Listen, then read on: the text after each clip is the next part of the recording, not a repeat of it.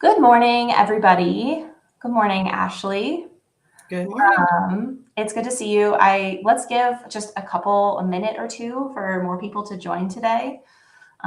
So in the meantime, how are you doing this morning, Ashley? How's the weather where you're at? I'm in the Chicago area. The weather is truly gorgeous. It is 72 degrees and sunny. It just feels beautiful outside. That How is about awesome. you, Bailey? I'm in Denver, and it's a little cloudy, so I think it'll be a bit of a cooler day, but honestly, I haven't checked the weather forecast, nor have I gone outside yet today, so I don't really know. But it did. One of them mornings. Yes, exactly. Exactly. Awesome. So, thank you everyone for joining us today on this LinkedIn Live. We are really excited. We just started doing these, and we're really excited about how we can engage with our audience here. So if you guys have any questions for us mid-program, please don't hesitate to comment or drop one in the chat. We will have a section at the end. We will answer your questions if there's one that is so there's definitely an opportunity for you to answer questions there. But in the middle of the flow, if something is particularly relevant to what we're talking about at that moment, we'll try to address it then as well. So awesome. Let me just make sure everything awesome. Okay, so I'm going to go ahead and get started with our program.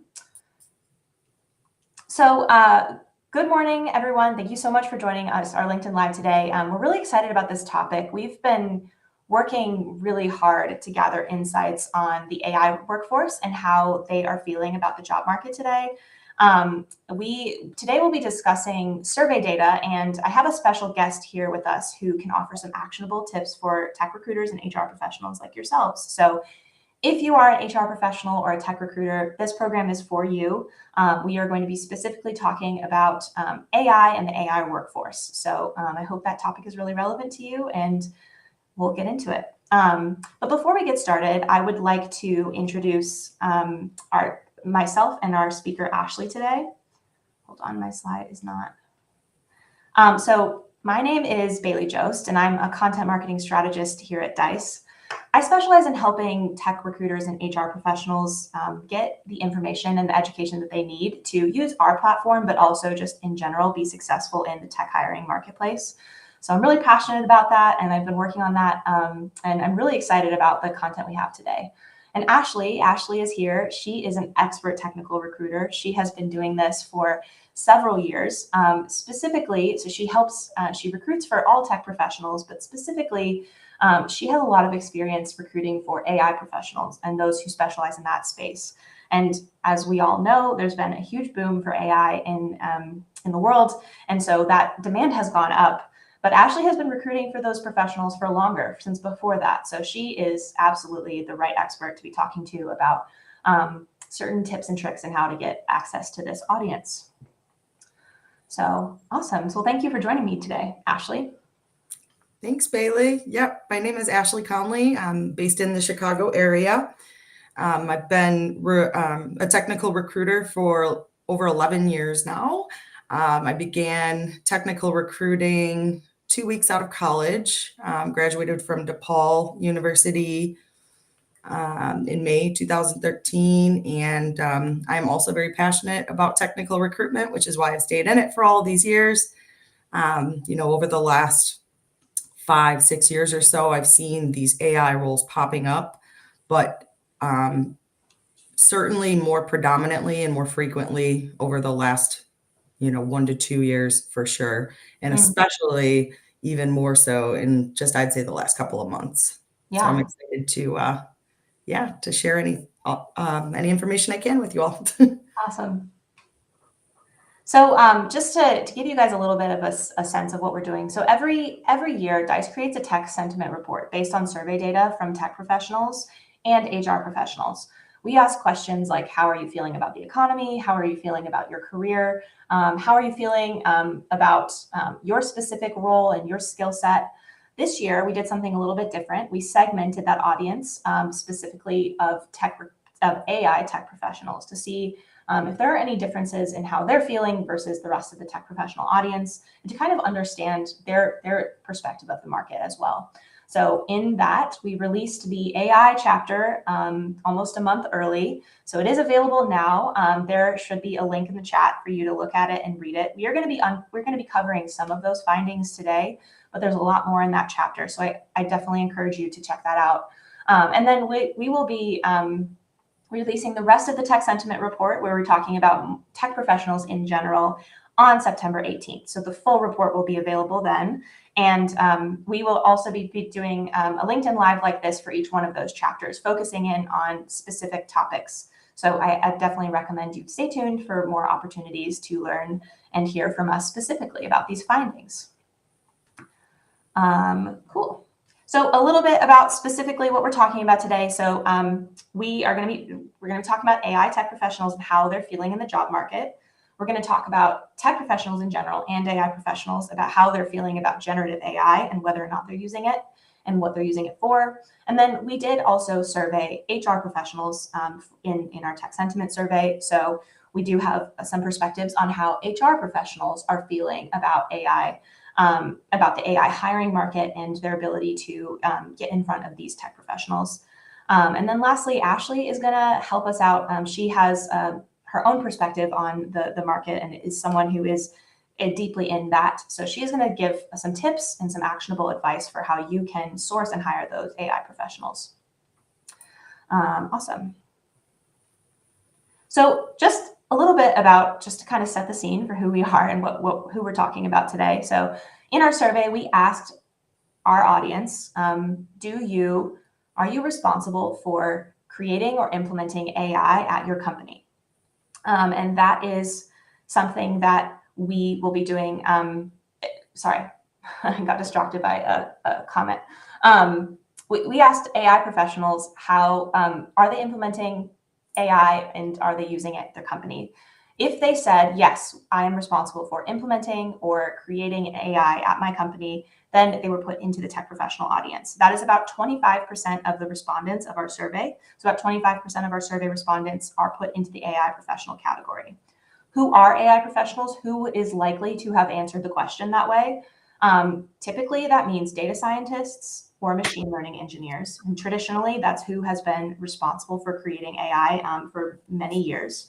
There is also a segment of our audience who are AI engineers. AI engineers are typically a combination of the skill sets of data scientists and machine learning engineers, but they're going to be a little bit more specialized in certain ways in the AI space. And then lastly, this might also include some supporting roles. So data engineers, data analysts, machine learning ops engineers, AI product managers, software engineers. It could also include prompt engineers or AI ethicists. Anybody who is specifically responsible for AI at their organization would fall into the category of an AI professional. And again, these people are highly specialized, highly trained. A lot of AI professionals are several years into their career. So definitely a special group. So getting into how they're feeling about the job market. So AI professionals are feeling a lot more confident than tech professionals in general. 58% of AI professionals are confident in that they could find a favorable new role in this year. And that's compared to 36% of other tech professionals. Now, granted, it's been a really tough year for tech professionals in general, with a lot of high-profile layoffs and just in general some concerns. But AI professionals are sort of separated from that. They're experiencing a different job market than the rest of tech professionals. Additionally, 73% of AI professionals anticipate changing employers in the next year. This is more than 65% of general tech professionals, but you will notice that this is most of them, which is really very good for you if you are sourcing and hiring for roles. That is really great. That means that people are going to be pretty open to the opportunity that you might put in front of them. I think it's also a sign of optimism. I think if 73% of AI professionals are looking at changing employers, it's possible that means that they just feel like they have more leverage, that they can ask for more, they have some opportunity there. So that could be a sign of optimism. In the case of general tech professionals, we're noticing, and this will become a lot more apparent when we release the rest of the tech sentiment report, but we're noticing that there's a little bit more of dissatisfaction with their current roles, but less confidence that they can actually get a new role. So they definitely are experiencing a different job market. Additionally, 29% of AI professionals prefer working in big tech, which is compared to only 18% of the broader tech workforce. Still a significant portion, 29%. One thing we do know about AI tech professionals is that they love project focused. They're very focused on the projects and the challenges that they'll be facing. So if a company, typically big tech companies are the loudest about it, but if a company is focused on an AI project and a big challenge that is really exciting to them, they're going to be a lot more attracted to that. But we have some advice for you if you work for a smaller company, so that'll come later on. And then better work-life balance. We surprisingly, more than last year, more AI professionals reported that they experienced a better work-life balance at 41%. Now, granted, 41% is not even half, but we are surprised to see that 41% of AI professionals feel that they are experiencing a better work-life balance than they did last year. This is a larger number than we expected. We know that there's a lot of pressure on AI professionals to deliver and a lot of focus on them right now. So it is interesting to see that they're not feeling that in impacting their work-life balance, and that's good. That's good to see.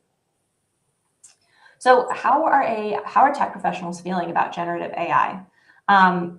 There's a little bit of hesitation among tech professionals over whether or not they're going to be using AI. Just about a third of tech professionals never use AI, and just about a third of tech professionals use it weekly. So they're pretty evenly split between that. Not surprisingly, younger tech professionals, 18 to 34, are more likely to use generative AI weekly compared to those who are 55 and over. So we've noticed a little bit of an age difference there. And then there is, we are seeing that AI professionals, so different than tech professionals in general, AI professionals, again, not surprising, but AI professionals are much more likely to have adopted generative AI use into their workflow. Naturally, they understand it more, they're using it, they're thinking about it more, so it makes a little bit more sense. But yeah, about half of them, of AI professionals, use AI tools weekly, and that's double the rate of other tech professionals. And then lastly, they're feeling really good. AI professionals who know about AI and who are using it in general, they are expecting AI to have a significant impact. About 50% are expecting it to have a significant future impact. Again, 50% is maybe a little bit less than we would expect. If you're tapped into the business news cycle, we're talking about AI a lot, but about 50% are expecting it to have significant future impact.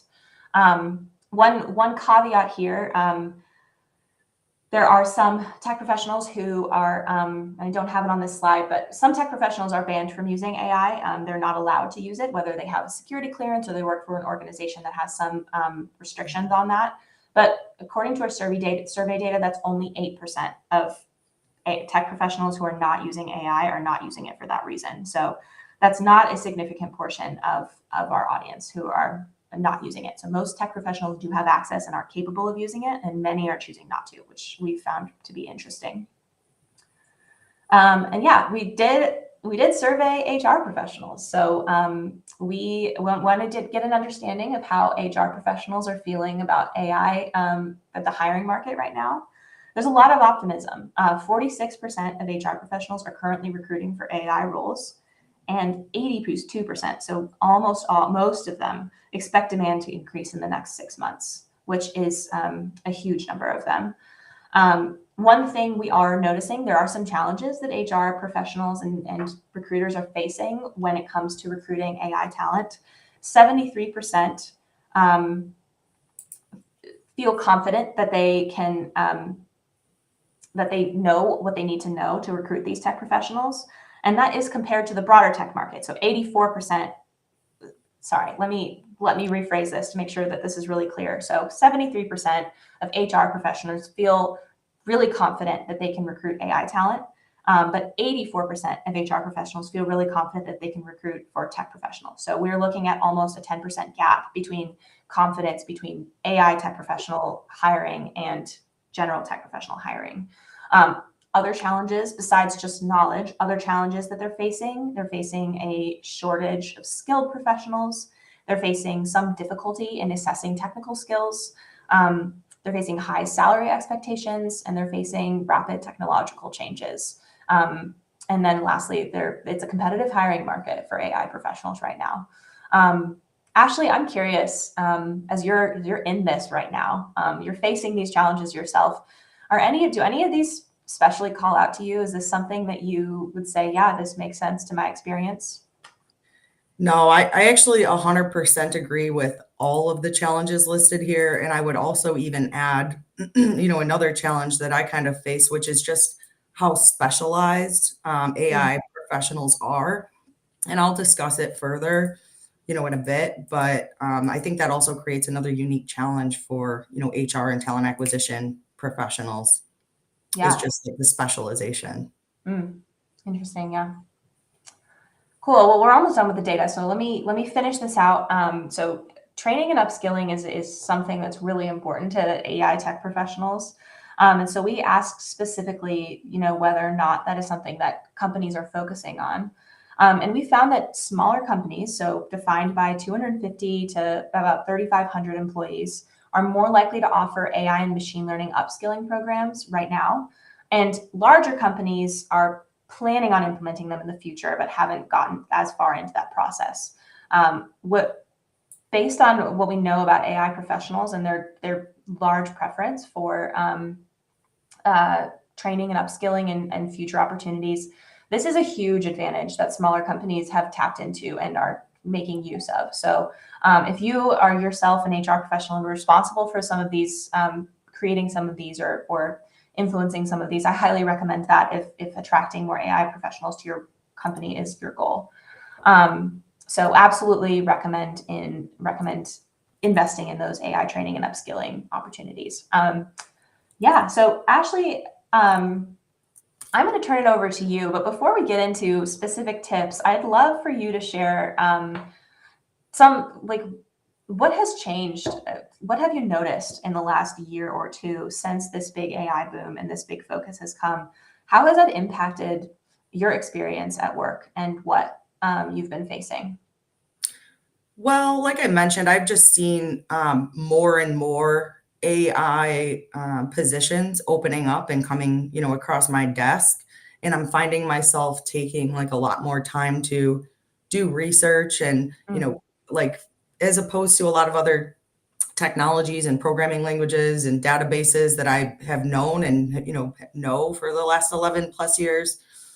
With AI, there's so many new like terms and like buzzwords that I find myself like, mm, looking up what is this and how does that relate to that and just kind of connecting the dots in my brain as to like how AI fits into like a technology stack or a business, as a whole, I think. mm. Yeah, that's interesting, and that's consistent with what we've heard with a lot of other HR professionals. But I will say it's not unique to HR. I think this is something that all of us we're all learning right now. So a lot about this new world. So awesome. Well, Ashley, I'm going to turn it over to you. You have some really great advice for our audience. I'd love to hear what you think and what tips you have for our audience and how they can use it to um, get more access to AI professionals and source them better.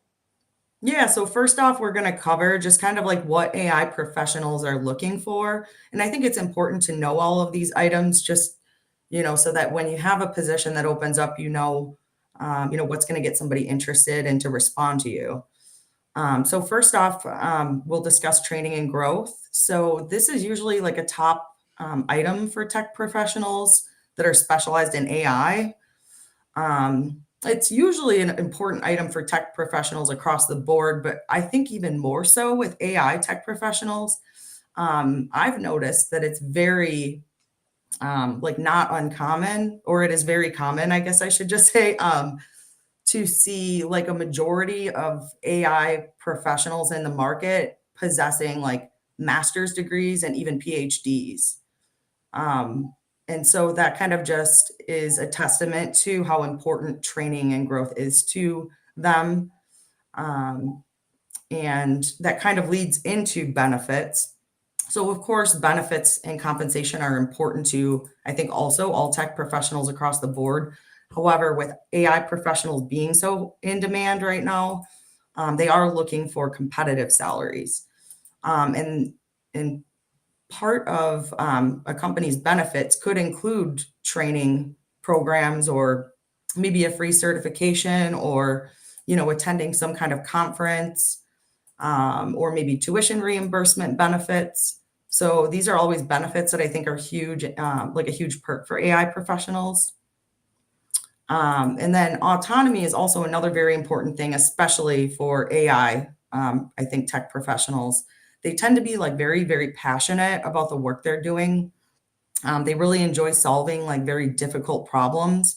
And so having the knowledge that they would have the autonomy in the workplace and the freedom to contribute to like meaningful work is something that I think is very important to them.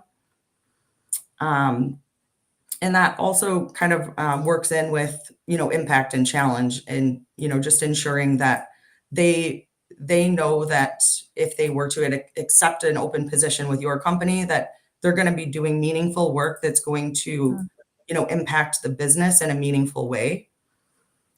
So these are like huge selling points, I think, for an AI tech professional when you're sourcing and recruiting for these kind of talent. And then again, impact and challenge kind of goes and leads into experiment. So this is another huge selling point for AI tech professionals. They don't want to go into a role or a company where they think they're going to end up stagnant. AI is definitely a field that is evolving at like an unprecedented pace. So these are not the type of tech professionals who want to go into a role and continually do the same thing. They're going to want to be able to experiment with the new AI technologies that are coming out as they're coming out and really be able to figure out ways to incorporate them into the business and the environment to impact the business, and help make business decisions, automate manual workflows, that kind of thing. And so it really all ties together, but I think those are some pretty important points that AI professionals look for. And so it's important to really kind of touch on those when you're, advertising an open position and speaking with and interviewing these types of professionals. So on the next slide, I will be discussing. 1 second, Ashley, it's not letting me. There we go. Thank you. I'm going to discuss some tips for actually sourcing and recruiting AI professionals. So I think a lot of us, if we get an open AI position, kind of wonder like, where do you even begin to, go about hiring an AI tech professional? So first of all, you're going to want to make sure that you like really take the time to understand the role that you're trying to fill. I usually start out by reading through the job description very carefully. And I think I'd take even more time than just any other. Like if I get, a position for like, oh, it's a full stack Java developer, I can almost just glance over that quickly and I know, exactly what I'm looking for. But with these AI roles, you really have to read through them carefully and really do your research. So you might see some technologies or terms that you've never heard of before. And, I know I certainly have, just because there's, like I said, it's evolving so quickly. There's new buzzwords, new, libraries coming out all the time. So make sure you do your research, look up, the technologies or the terms that you haven't heard of before, or you're not familiar with. Make sure you prepare any questions that you have about those technologies or those terms or the project. And, have any questions prepared even after doing your research. And then, of course, which brings you to, the next step, which is a very important one, I think, is to ensure that you take some time to meet with the hiring manager to really understand, the role. Have your questions ready to discuss the technologies and make sure that you understand exactly like what project or projects this person is going to be working on. Again, as I mentioned, AI professionals are very specialized. So this is why it's so important to understand the project they're going to be working on. You're going to have a really hard time having conversations with an AI tech professional if you're not able to explain what they're going to be working on or like the application that, that the project will ultimately complete. So, earlier Bailey had mentioned, there are all different kinds of AI professionals. There's machine learning engineers, there's data scientists, computer vision engineers. The list goes on, and there's quite a long list of different types of AI professionals, and they all have different focuses. So some focus more on like machine learning models and algorithms, whereas, and that would be like a machine learning engineer, whereas like a data scientist has a lot of the same, technologies and terminology in their resume, but they're doing something very different. They focus more on statistics and data quality. Whereas if you're looking at a computer vision engineer, they focus more on translating data from like visual sources, like say like a video or some type of text, to translate that data and make sense of it so that businesses can make decisions off of that data. So the applications within AI truly vary, and that's why it's so important to make sure that you understand the project and are able to explain it in great detail. Otherwise, you're going to lose the interest of that AI professional when you get them on the phone fairly quickly, I think. So once you've done your research and you really understand the role, it's also very important to make sure that you understand the market for AI professionals. So, with the knowledge right now that they're in such high demand and they're in short supply, you want to make sure you come up with a strong strategy to attract AI professionals to your company and to your position. So you can do this by like making sure that you highlight what matters to them in your job posting and your outreach. Make sure that the job description includes a detailed synopsis of what the project is. And make sure that in your outreach you're including all the other details like compensation, what benefits are included, what the work setting may be, excuse me, which could be, if it's a remote role or a hybrid role, some type of work-life balance that's being offered. You've got to realize that with the high demand and short supply of this talent pool, they are being contacted by numerous recruiters. And if you don't include all of that information that they would need to determine if they're interested in the role or not, they're going to skip over your message as opposed to the other recruiter who included all the information that they need, because they don't want to take the time to ask, 15 recruiters, what is the salary? Is it remote or is it hybrid? That kind of thing. You also want to make sure, like I said, that you include any perks that the company offers and especially highlight any benefits that might include continuous learning opportunities, like if the company covers a certification, the cost of a certification, or maybe free access to an education platform. There's a whole bunch of different platforms out there that that tech professionals use, and I'm sure all of them have some offerings for AI. So there's, like Coursera or Udemy or Pluralsight, and there's many more as well. And so, yeah, that brings me to my next slide. So I want to just cover, a little bit more just as around like how AI professionals are highly, of course, specialized, and how you would go about really starting starting out your strategy to fill an open role for an AI tech professional. So you first want to make sure that you devise a strategy to advertise your position. So you want to make sure you're strategic about choosing where you're going to post your position. You want to make sure you advertise your job postings in places where AI professionals live. So be sure to do your research. Of course, they're going to be on Dice because we're a tech focused platform. And so you want to make sure that your postings are in the right places. You also want to make sure that you prepare carefully thought out Boolean strings. And this kind of goes back to what I was discussing in doing research. That's kind of one of the first things you need to do when you get an open rec for an AI role. So I recently had an AI position that I recruited on for a client, and this is just an example, but they required a specialization in building recommender systems. So I'm like, what are recommender systems? And ironically enough, I use Chat GPT quite a lot, which is an AI tool.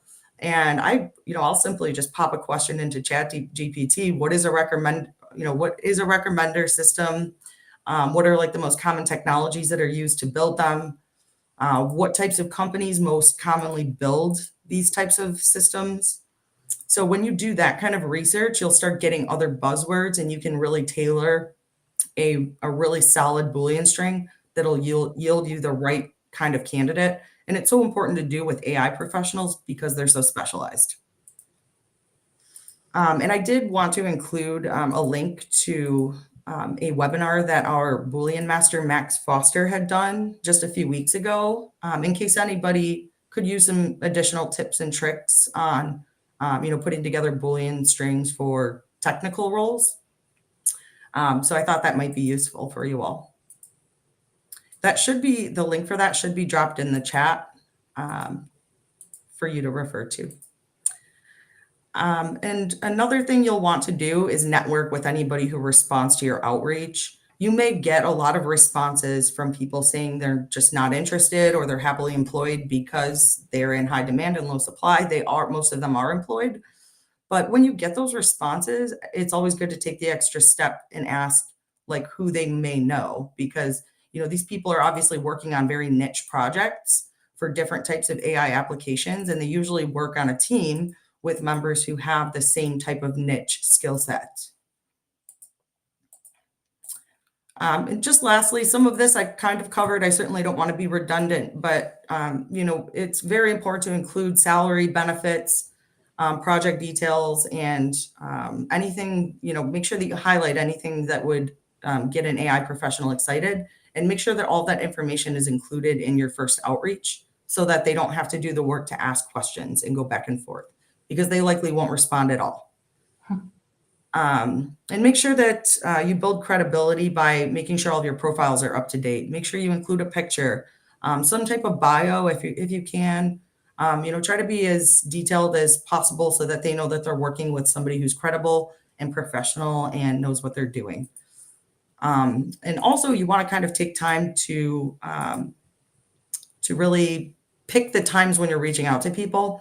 I like to kind of scatter it. So obviously, we're all human beings. Some of us are morning people, some of us are night people. So I like to set up email cadences if at all possible, if you're able to do that, and maybe reach out to somebody, in the morning one day, maybe wait a day or two, and then try the evening, wait a day or two, maybe try a weekend, because everybody checks their emails at different times. You certainly want to be persistent. If you find somebody who you think is a good fit and you reach out to them multiple times, they're going to realize that you really want to talk to them actually, and you took the time to look at their background, and they're more likely to respond after you've reached out, multiple times as opposed to just one time. And always ensure that you include a call to action. So I always ask for, if they have availability for a 20 to 30 minute initial call in the next 1 to 2 business days. And that usually yields some pretty solid responses. I'm just pretty straightforward in asking, can you talk? So I hope that helped everyone. That's all I've got. Great. Thank you so much, Ashley. Those tips were really helpful. I think, a lot of it is just, you're doing your normal sourcing for tech professionals, but the specific nuance is that these specific tech professionals are highly specialized. They care a lot about projects. They're very engaged by certain projects that are going to be really interesting to them. And I think that it's just really interesting what you've been experiencing. So if anybody has any questions, I would love if you guys would drop those in the chat. Ashley and I would love to help, either questions about some of the data we covered or questions about sourcing AI professionals. I'm sure Ashley would love to help out with that. So we're open to that. We do have one question. How does DICE help source AI tech professionals? A couple things, I will speak to that. So DICE has a talent search function that uses AI. So that function helps you generate the sort of searches that you need without needing to know Boolean specifically. It's smarter than that, and it helps you hone in on certain searches. Another thing, Dice is working really hard to understand this this market and these tech professionals. So we have a resource center that is constantly pumping out new content to help tech recruiters and tech recruiters source AI professionals, and also we're working on helping AI professionals find jobs in this space and upskill into the AI space as it's growing. General tech professionals are many, many people who want to be part of this space. So I highly recommend going over to dice.com if you don't already, if you're a tech professional, you don't have an account yet, set one up and see what we're doing to help upskill you. And if you are a technical recruiter, look at what we're doing to help you, to help equip you in this new kind of space. Does anybody else have any questions? Would love to answer some. I have a question for you, Ashley. You mentioned that you're using ChatGPT to kind of fill out your knowledge base. Are there any other things that you use besides like asking it questions like, what does this mean? What else are you using it for in your recruitment process? For chat, do you mean what am I using ChatGPT for? Yeah. What other, you Sure. mentioned that you use it, and I'm curious what else you use it for. I use it for so many different things. Like I just had a client I was recruiting for just last month who was looking for a software engineer that was specifically like in their industry. So they are like a market research. They provide market research for like business to business functions to different companies. It was very, very like a niche industry, truly. And so I used ChatGPT like just to find other companies that were, you know, competitors of them and did similar things to them. You know, you can seriously ask it anything. You know, and it's really funny too. Another thing, like when I had first heard the term generative AI, I'm like, what is that? And you know, I asked ChatGPT and it explains it, and I'm like, well, isn't that what ChatGPT is? And it's generative AI, and it's like, yes. So it's just pretty ironic when you're using it to ask, you know, you're asking an AI questions about AI. It's funny to me. Yeah. That's awesome. Awesome. Well, thank you so much for joining me today, Ashley. I really appreciated this. If any of you on the stream is still listening to us, highly recommend you check out some of the content we've dropped in the chat. There's some more great resources there for you, and more to come. So thank you all for joining us. All right, thank you.